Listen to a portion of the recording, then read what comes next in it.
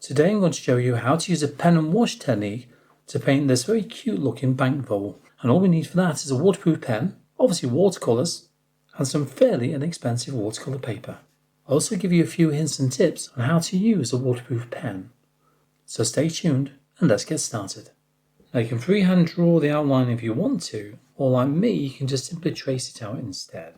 All I'm using is to trace down paper. It's a wax-free version. Don't get the one that's not wax-free because you find it difficult to kind of erase afterwards.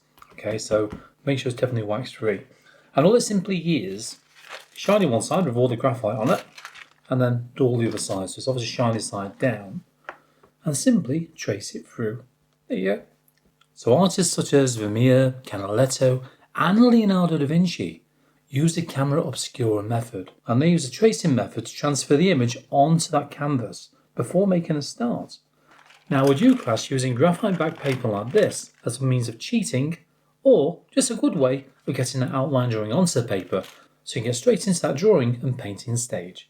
Let me know in the comments down below. Let's use an old waterproof pen. It's got to be waterproof because when we have the watercolour over the top, you don't want that pen to run, do you?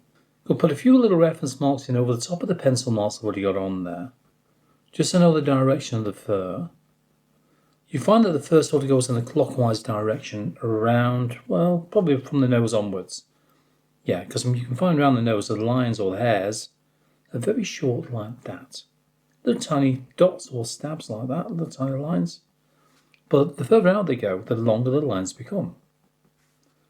Make reference marks as well, where you've got the curvature of the back of the head just going to there, then that separates obviously from the back. If however you've only got a standard biro pen, a small black pen with a fine nib, what you can do, if it makes it easier for you, is do the watercolour side of it first, add the colour washes on the paper, and then add the detail over the top. That way, as long as that paint is dry, your lines should not blur. And as long as you don't add any more paint over the top, of course. Let me grab a larger version of the same pen, or the same make. So instead of a 01, this is a 05. And when you're working around the edge of the Bank Vole, what you want to do is flick out. So when you're flicking out, your line will be tapered. See that? I'll zoom in on this. Flick out, flick out, flick out. I'm over-exaggerating this and making it far too big, obviously. So it starts off with a dot, then flicks out. So you've got a nice tapered edge to that line. That's all I'm doing with the smaller lines like this. So when I'm working my way around the edge of the Bank Vole, I'm doing this. Flick, flick, flick, flick, flick, flick, flick, from the inside out towards the background. The more pressure you apply to the paper with the pen, the darker the line will become. Even though it's the same ink all the way through the pen, isn't it? Of course it is. But the pressure can make a difference, and also so can the angle. Oh, and some of these lines are quite curved as well, by the way. And also slightly overlapping. So we'll get some basic details on, and then what we'll do, we'll start to form the shape a little bit more. Okay, what did I mean by angling that pen? Ornament, that's an ornament. Ornament, instead of having your pen that way around like that, as you're working with it, I'm obviously left-handed, so yours will be the same on the other hand, obviously. So a bit of a slight angle like so, it's not vertical. What you need to do is lower the pen down, like this. And by lowering that pen down, you're just catching the edge of the pen, of the nib there, look at the tip, should I say. That's leaving sort of a graze on the paper. You can just see a bit of colour coming off the tip of that pen there, can't you? That's all it is. Small amounts of colour, oh there you go. And the more you angle that pen, the more colour, the more black will start to come off the tip of that nib. So now I'm going to bring it slightly higher. And as you do so, you start to get even more ink. Like this. So it depends on how light you want the area to be. For example, this area down here, it's quite pale, isn't it? So we don't add too much ink in there. But if you use the side of the pen, like I'm doing here, it's a bit of an angle, so just catching the very tip of that on the edge. With hardly any pressure at all onto the paper, it just adds a little bit of ink on that surface, doesn't it? And the same underneath here as well. Okay, let's draw around the paws now, or the hands. What would you call them? Hands or paws. And you can see, well, they're not that defined, are they? Not really. Not like mine, of course. So you've got a bit of a gap Whereabouts? About there. Yeah. It's dark in here underneath the nose, underneath the mouth I suppose, not nose. So you can afford to just fill that area in carefully. Flick up a few lines so it breaks up a little bit on the top. Again over the top of this area here. Flicking them up to darken those marks. And again, what you can do, lower that pen down and add a few fine lines within each individual toe, just to tint it back. It's really dark underneath as well, but we'll fill that one in a bit. There's no need to do that just yet. Now then, eyes. Look at the shape of those eyes. They're not completely round. The right hand side of this eye sort of curves like that, just a gentle curve. And I think if I'm going to zoom into my photograph just for a second, yeah, the eyeball starts around there, but the top of the eye goes to about there-ish and curves over. Then the eyeball comes out, yeah, I've got the pencil mark in roughly the right place. Should be about right, so I traced it. It's about there. Then we've got a bit of a reflection within the eye. I'm going to shrink my photograph back down to a similar size now as my drawing here. So you can pop the reflection in, just darken above, and then you can simply fill it in. But very carefully though, don't rush it. I'm trying to keep within inside those lines so you don't add too much detail in there. Let's do the same with the other one, shall we? Now next stage is to add some contrasting shades in there. So first of all, I want to sort of define the shape we've got here around the mouth and the side of the muzzle. So just to the side there, I'm going to add a few more lines. Don't make them too even though. Just put them in slightly different directions. Otherwise it'll look like it's been combed, it's been to the barbers. And we don't want that. No. Do take a note as well that it's paler on the eyes. So I'm going to just very lightly just define the edge of the pale area. Sort of goes down to about there. Ish. And then it's about there, just underneath the eye. Yeah, it's about there. Then that means that the areas around that now can be slightly, only slightly, I'm pointing the finger now though, only slightly darker, in the same direction as the rest of the fur. Okay, and start filling that fur in, but looking for those darker tones. Ease off the areas where it's lighter, and increase the amount of lines within the areas which are slightly darker. So remember those slightly lighter patches around the eyes, make them a little bit wider to begin with, and then you can make them a little bit slimmer as you go along. I'd rather have it too wide than too slim, because once the pen is on the paper, yeah, it's on the paper. You can't take it back off again. There are methods of getting around the issue, but that could be another video for another day. Let me know in the comments down below if that is something that you're interested in. So lighter towards the lighter areas and slightly darker towards those darker areas, of course. And fine lines, very pale in between. So now I'm holding my pen slightly higher up and applying a little bit more pressure to the paper, trying to maintain those angles all the time, overlapping those lines as you do so, and also consider the length of those lines. Do note when you're working on this, the left hand side is obviously darker, as you can tell now, than the right hand side. However, the right hand side is still curved. So when you're working on the right hand side of the Bank Vole, so remember to use slightly darker marks around the edge and also as it was its way towards the neck, and that will help you separate the two sections apart as well. At the moment I'm trying to keep this pen fairly light, and every now and then I'll add some of the darker marks in to add a bit of contrast in there. You don't have to add this much detail, of course not. It's just my own personal preference. That the more detail you add, the less the colours will stand out. So it's worth bearing that in mind really. So I'm actually looking very carefully and very closely at that reference photograph every few seconds. Keep glancing, that's all I'm doing here. Just so it kind of remains in your memory that little bit longer. That's if you're like me, of course, with a memory like a fish. No, I don't look like one either. Thank you. It's not very nice. The pen and wash method might lend itself really well with hot pressed paper, because at least then if you want to get finer details, you will do. You want to have the texture of the paper to compete with. I like a bit of texture with my watercolours, even with something like this.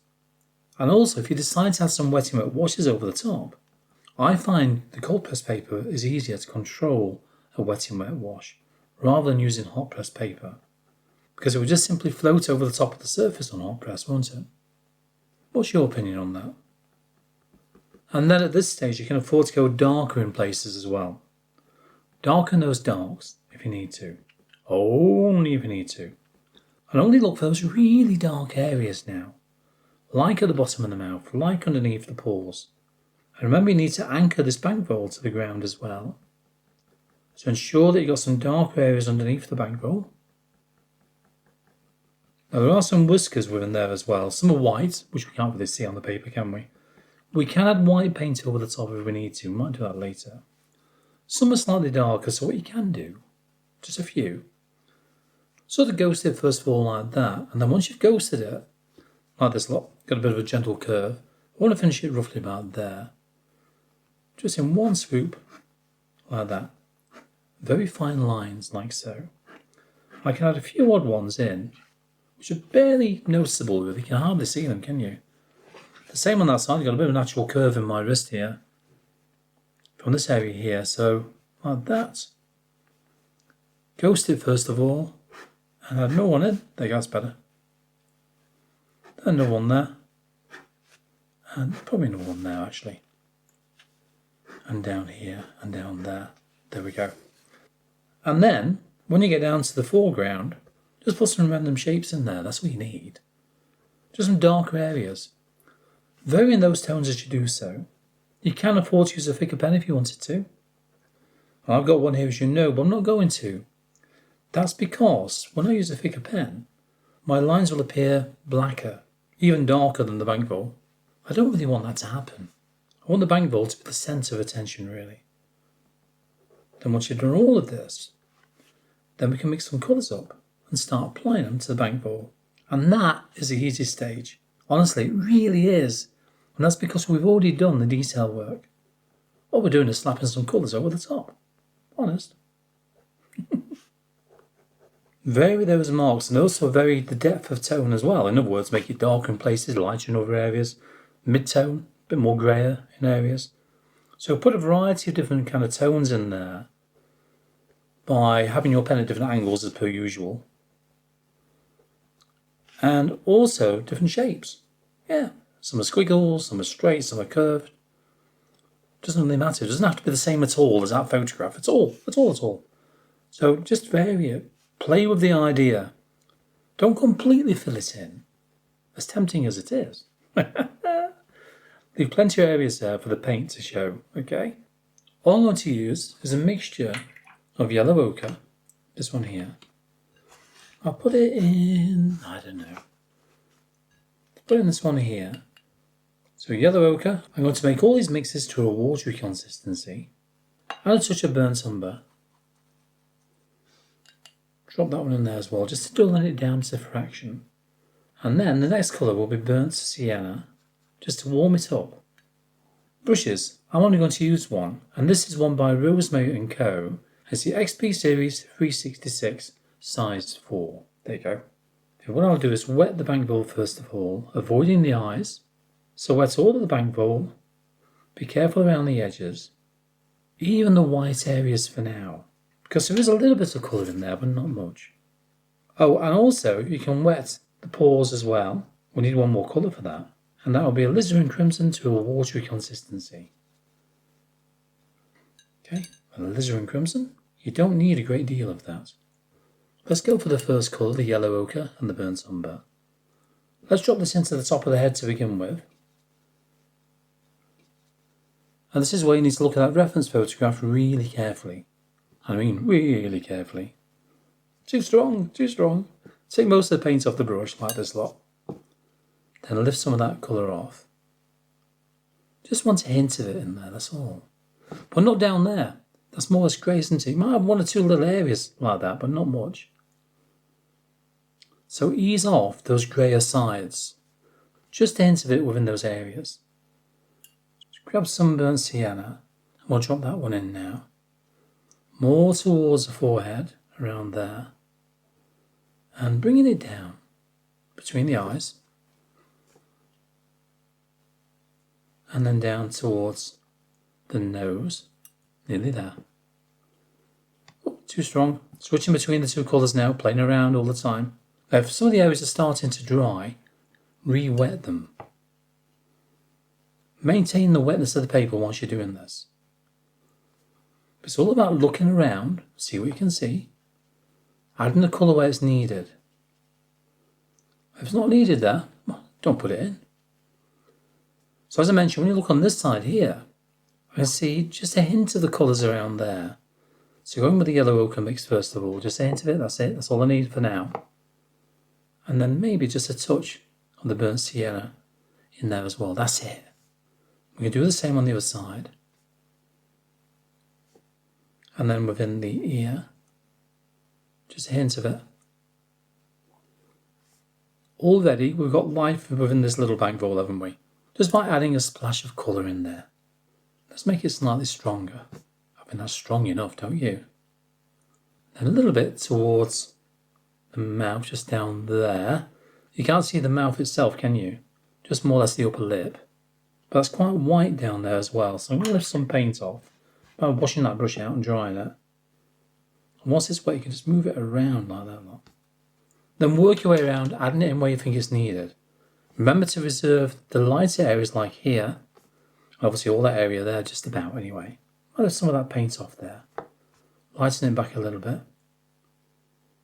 And just have hints of those colours in there as well. These dark areas, you can obviously add the colour within those sections at the same time, just so it all gels together really. So re-wet and pop the colour in. You need to add some of the colour within the dark areas as well. So if it's needed, re-wet those areas again and drop those two mixes in. And add those colours where you can see it, okay? You can make it brighter than this if you want to. I don't want it too bright. I think that's bright enough. Yeah.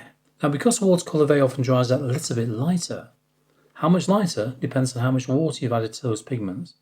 So you might want to adjust it, add another layer over the top, which you can do, of course you can.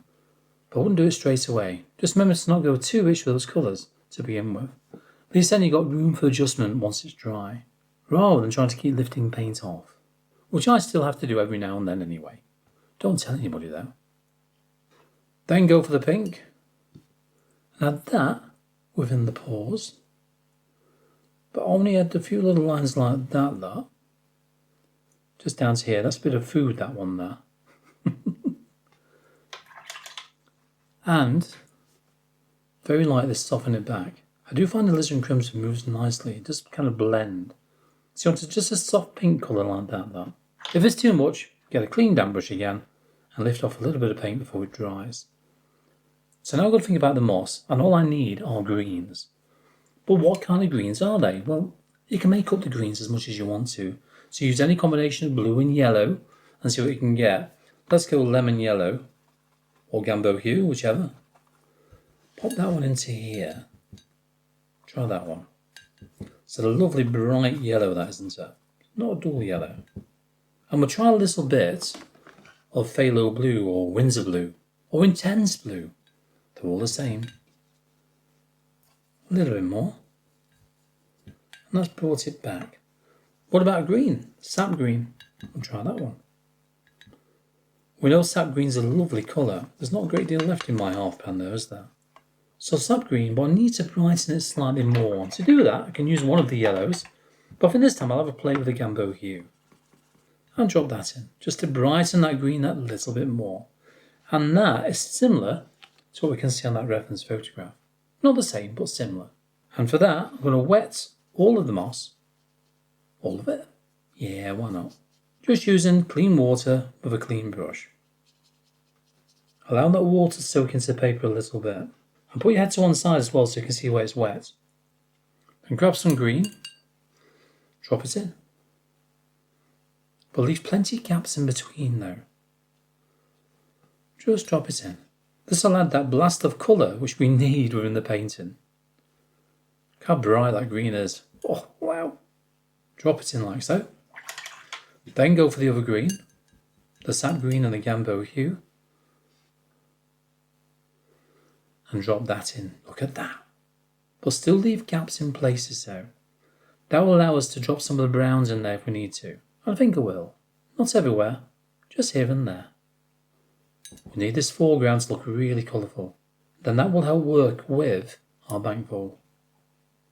And then drop in your yellow ochre and burnt umber mix. See, we've got loads of it. Well, I have anyway. Have you? Just in places.